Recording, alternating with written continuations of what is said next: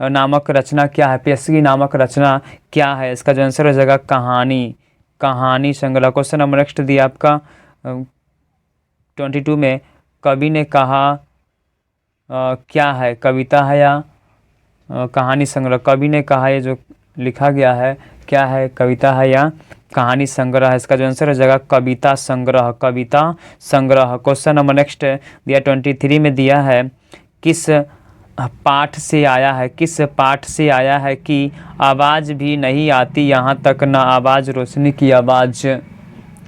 इसका जो आंसर हो जाएगा होगा आपका गांव का घर, गांव का घर। क्वेश्चन नंबर नेक्स्ट दिया है आपका 24, किस पाठ से आया है कि जैसे फिर जो है गया है गजनाद तो दबाकर कोई हाथी?